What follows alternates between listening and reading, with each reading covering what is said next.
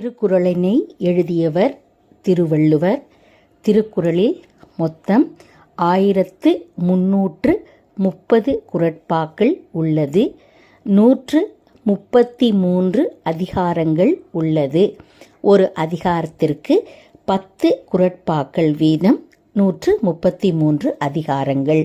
முதல் பால் அறத்துப்பால், பொருட்பால், காமத்துப்பால் என்று 3 வகையாக பிரிக்கப்பட்டுள்ளது. அன்பு நேயர்கள் அனைவருக்கும் இனிய காலை வணக்கம். எங்களுடைய கோமதி நாயகம் கிரியேஷன் சார்பாக ஒரு அற்புதமான புது முயற்சியில் நாங்கள் இறங்கியுள்ளோம். என்னென்னு பார்க்குறீங்களா?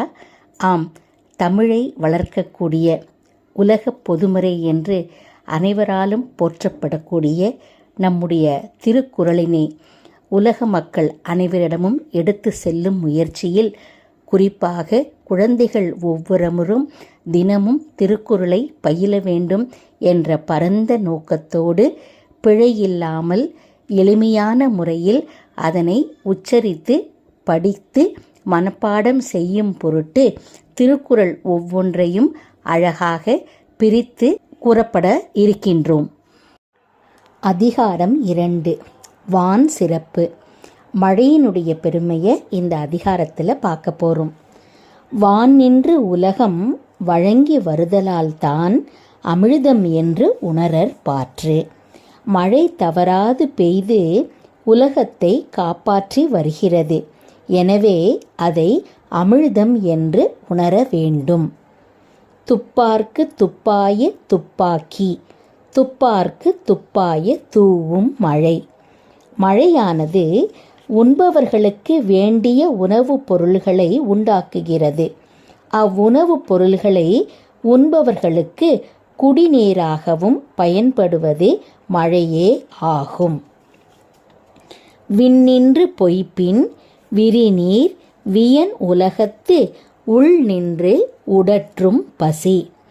பரந்த கடல் சூழ்ந்துள்ள இந்த பெரிய உலகத்தில் மழை உரிய காலத்து பெய்யாது பொய்க்குமாயின் பசி நோயானது நிலைத்து நின்று துன்புறுத்தும்.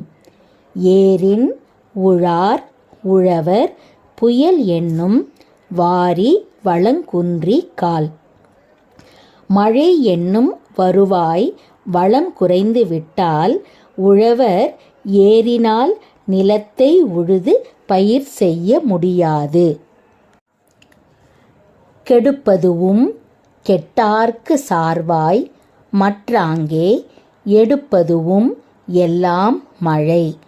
பெய்யாமல் மக்களை கெடுப்பதும் கெட்டவர்களுக்கு துணையாக இருந்து பெய்து அவர்களை உயர்த்துவதும் மழையாகும். விசும்பின் துளி வீழின் அல்லால் மற்றாங்கே பசும்புல் தலை காண்பு அரிது.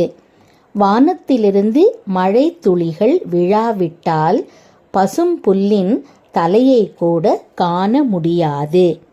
நெடுங்கடலும் தன் நீர்மை குன்றும் தடிந்தெழிலி தான் நல்காதாகி விடின். கடல் நீரை மேகம் முகந்து அக்கடலிலே மழையாக பெய்யாவிட்டால் பெரிய கடலும் தன் வளத்தில் குறையும்.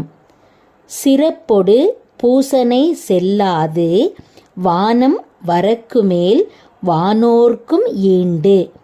வானம் வறண்டு மழை பெய்யாவிட்டால் இப்பெரிய உலகில் வானோர்க்கு செய்யும் திருவிழாவும் நாள்தோறும் செய்யும் பூசையும் நடக்க மாட்டாது. தானம் தவம் இரண்டும் தங்கா வியன் உலகம் வானம் வழங்காதெனின். இந்த பெரிய உலகத்தில் வானம் மழை பெய்யாவிட்டால் அறம் செய்தலும் தவம் செய்தலும் நடைபெறாது. நீரின்று அமையாது உலகெனின் யார் யார்க்கும் வான் இன்று அமையாது ஒழுக்கு. தண்ணீர் இல்லையானால் உலக வாழ்வு நடைபெறாது. அதுபோல எல்லா மக்களுக்கும் மழை வளம் இல்லாத பொழுது நல் ஒழுக்கமும் நிலை பெறாமல் போய்விடும்.